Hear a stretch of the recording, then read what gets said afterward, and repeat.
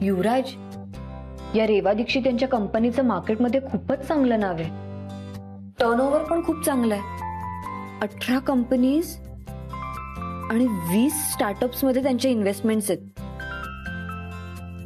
यांनी जर आपल्या फॅक्टरीमध्ये इन्व्हेस्ट केलं ना तर आपल्यासाठी सगळंच इझी होऊन जाईल.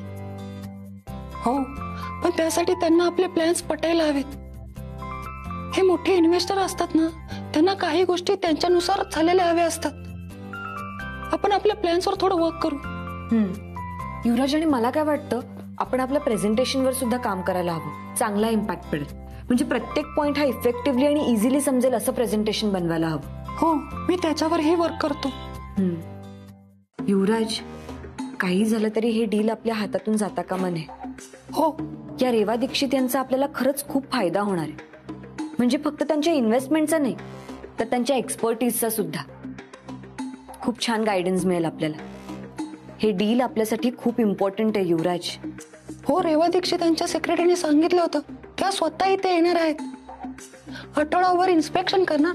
त्यांना जर आपल्या प्रोजेक्टमध्ये इंटरेस्ट वाटला तरच ते फायनान्स करणार. ते कळतच आहे. एवढा विचार करून त्या इन्व्हेस्टमेंट करतात, म्हणूनच तर इतक्या सक्सेसफुल आहे. एवढं नाव आहे त्यांच्या कंपनीचं मार्केटमध्ये. हो, पण ते इथे येत आहेत तर त्यांची गैरसोय नाही झाली पाहिजे. म्हणूनच मला वाटतंय गावात चांगलं हॉटेल नाहीये तर त्यांच्या राहण्याची सोय आपण आपल्या घरीच करायची का? राहू दे ना आपल्या घरी, काही हरकत नाही. उलट ते आपल्या घरी राहिले ना तर आपल्याला त्यांचा चांगला पाहुणचार तरी करता येईल. थँक्यू तात्या. अरे थँक्स कसले, आपल्या फॅक्टरीमध्ये गुंतवणूक करण्यासाठी पाहणी करायला येणार आहेत ना ते. म्हणजे ते आपले पाहुणे झाले ना. आणि आपले पाहुणे गुळपोळीत येऊन हॉटेलमध्ये राहणार नाही, घरीच येऊ देत त्यांना. आणि फक्त फॅक्टरीज कशाला, आपण देशमुख कसे आहोत हे देखील समजू देत ना त्यांना. योग्य आणि प्रामाणिक माणसांच्या हाती आपण पैसे देतो आहोत याची खात्री पटली ना त्यांना, म्हणजे निश्चिंत होऊन जातील ते. आता ते येत आहेत तर सगळ्यांच्या कानावर घातलं पाहिजे ना. त्यांचं छान स्वागत केलं पाहिजे. चला, मी सगळ्यांना सांगते त्यांच्या स्वागताची तयारी करायला. स्वागताची तयारी तर होईलच, पण घरात कुठल्या खोलीत त्यांच्या राहण्याची सोय करायची? रत्नाक्कांच्या खोलीमध्ये सोय करूया. त्या निमित्ताने रत्नाक्का राहतील सासरी काही दिवस. ताई, अगं असं काय बोलतेस? नको नको, रत्नाकर रागवतील. आणि काय गरज आहे रत्नाक्कांची खोली द्यायची? ते नेहमी येतात तेव्हा गेस्ट रूम मध्येच राहतात ना. या वेळेला पण राहतील गेस्ट रूम मध्येच. नानी, कुणाबद्दल बोलताय तुम्ही? अदितीचे मॉम डॅड तेच येत आहेत ना परत. नानी नाही ग नानी, अगं आपल्या फॅक्टरीमध्ये पैसे गुंतवण्यासाठी रेवा दीक्षित म्हणून कोणीतरी येत आहेत. आत्ताच आदितीने सांगितलं ना, विसरलीस? आता आदितीचे आई बाबा इथे नाही येत ना, त्यांना जी गेस्ट रूम दिली होती ना त्याच खोलीत येणाऱ्या पाहुण्यांची सोय करूया. नाही नाही, रत्नाक्कांच्या खोलीतच सोय करायची. त्या पाहुण्या म्हणजे काय आदितीचे मॉम डॅड आहेत काय, आले दर पंधरवाड्याने? ताई नाही, तसं नाही.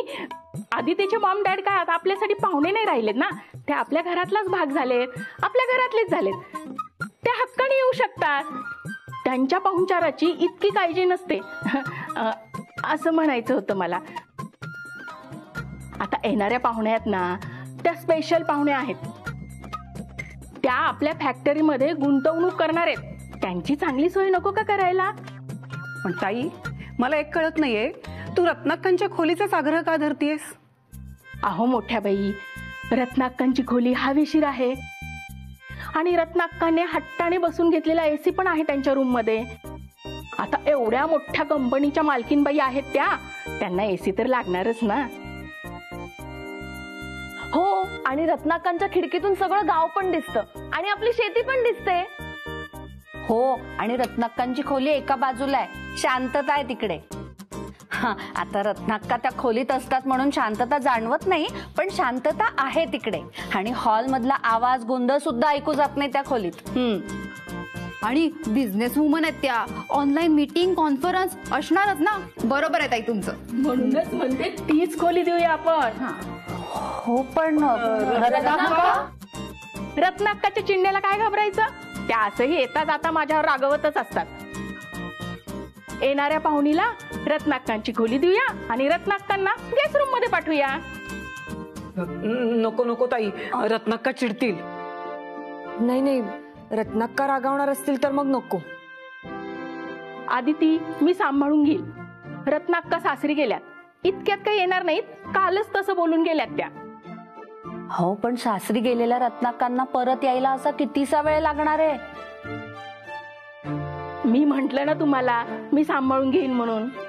पण आपण एकदा त्यांना फोन करून तरी विचारूया. नाही, काही गरज नाही. बघू त्या आल्यावर. आधी खोलीत सगळी सोय करून घेऊ. सखायला सांगू खोली आवरायला.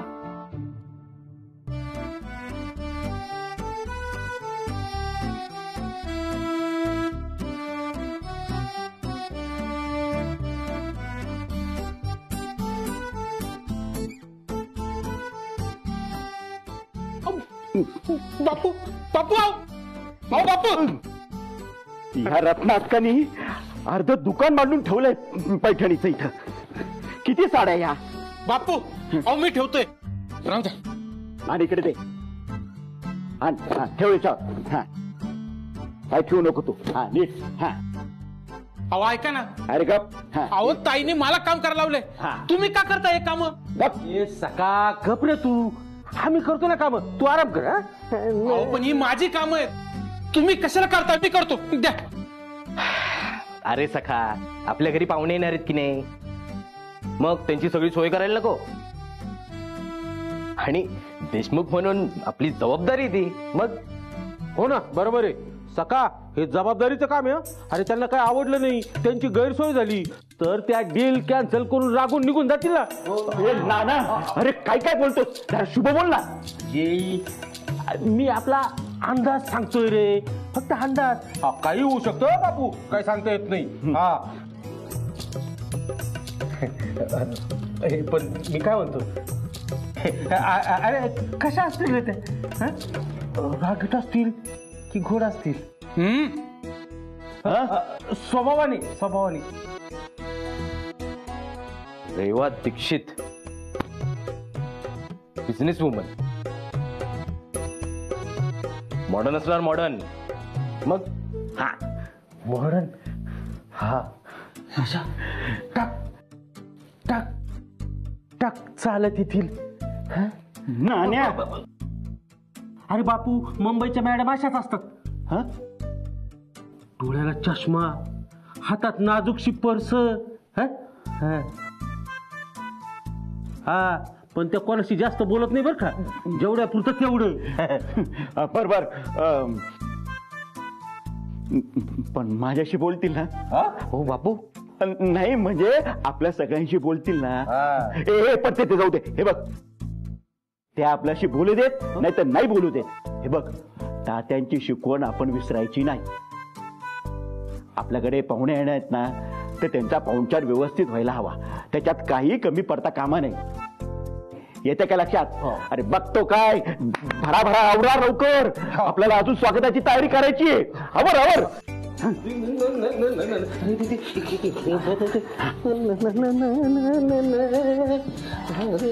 वा वा वा, छान. अरे आप्पा तू? अरे तात्यांनी पाठवलेत फ्रेश फुलं, खोलीमध्ये ठेवायला सांगितलेत. पाहुणे आले की फ्रेश वाटेल ना त्यांना एकदम. द्या. मी ठेवणार ते.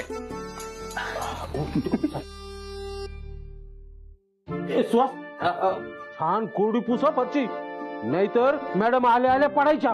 अरे नाना. अहो बागच पुसले मी ते.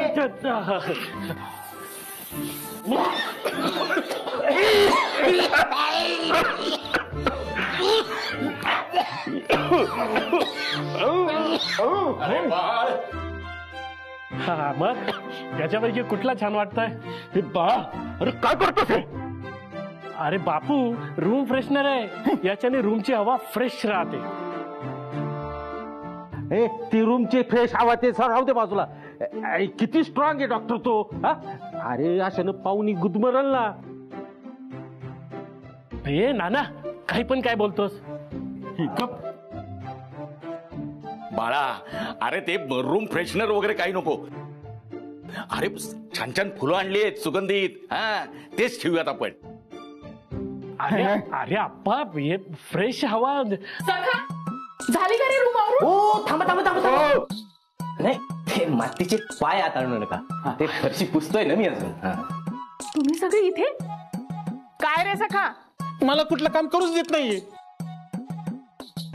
हे सख्या आम्ही तुला केव्हा सांगितलं रे काम करू नकोस म्हणून. हो मी काय काम करू सांगा. मी झाडू मारायला घेतला तर सुहास दादांनी फरची धुवायला घेतली.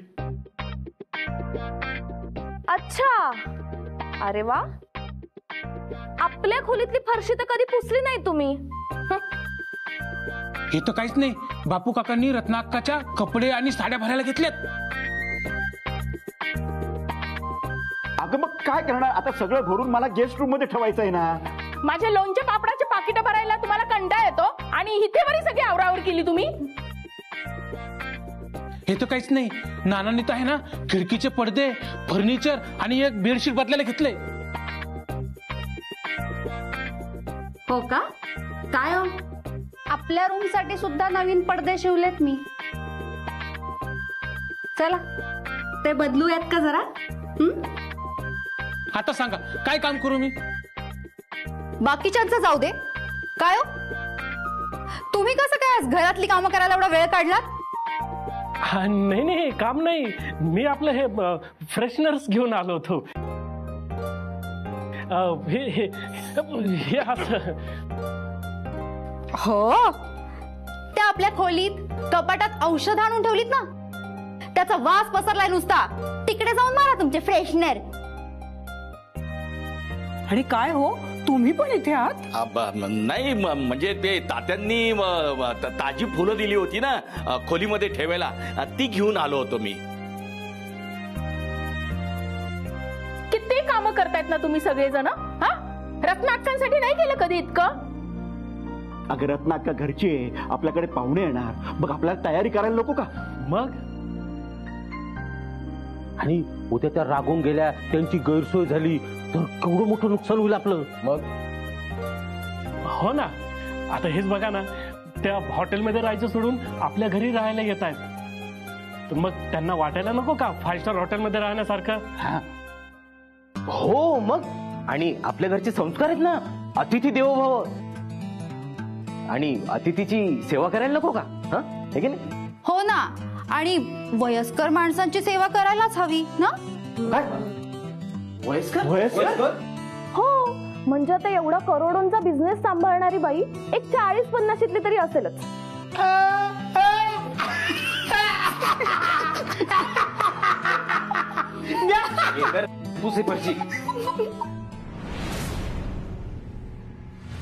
हॅलो हा मॅडम बोला ना.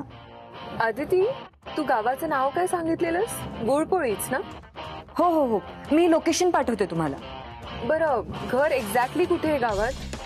तुम्ही गावात आल्यानंतर कोणालाही विचारलत ना की देशमुखांचा गोकुळ निवास कुठे तर कोणीही सांगेल तुम्हाला.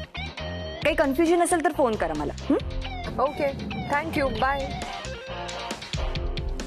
बाय. कधीही येतील त्या तयार राहायला हवं.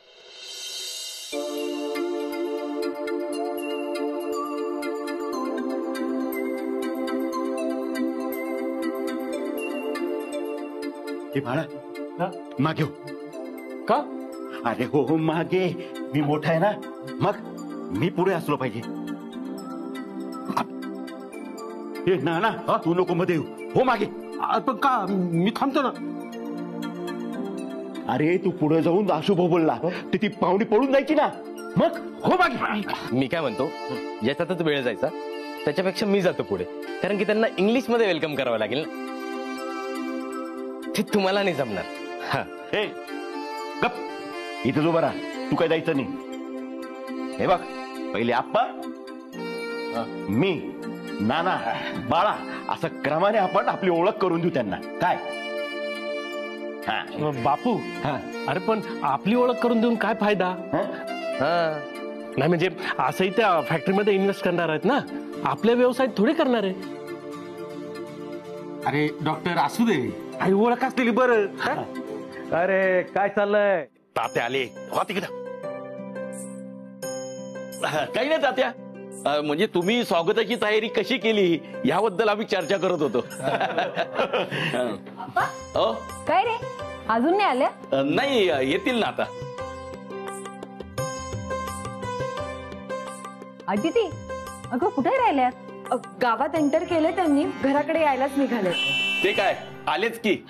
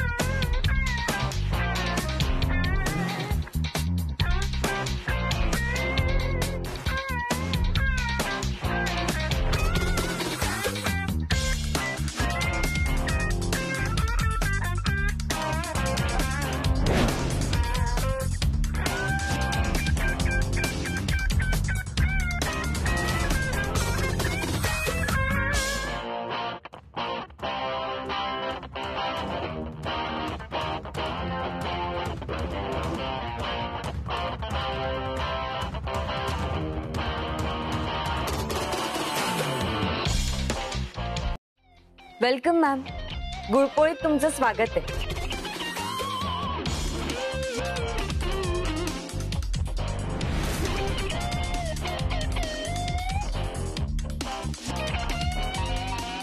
थँक्यू. आदिती and you, युवराज. आणि हे काय, हे संपूर्ण गाव जमलंय माझ्या स्वागतासाठी.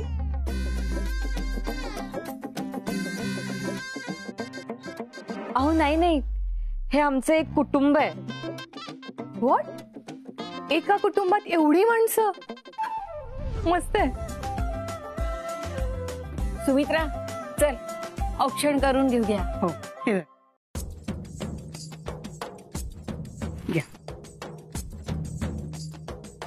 अहो पण माझी आरती कशाला? तुम्ही पहिल्यांदा घरी येत आहे, औक्षण नको करायला?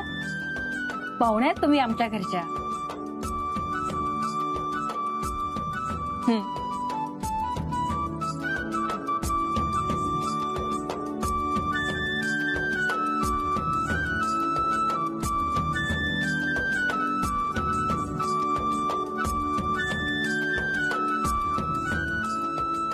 चला उभा तुला.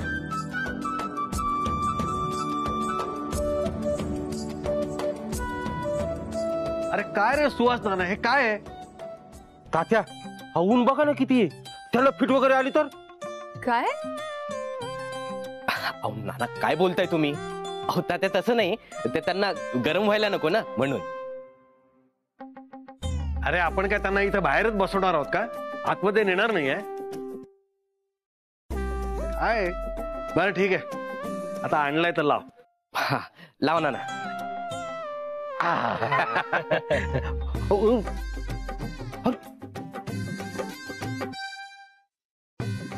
अहो बाई बाई,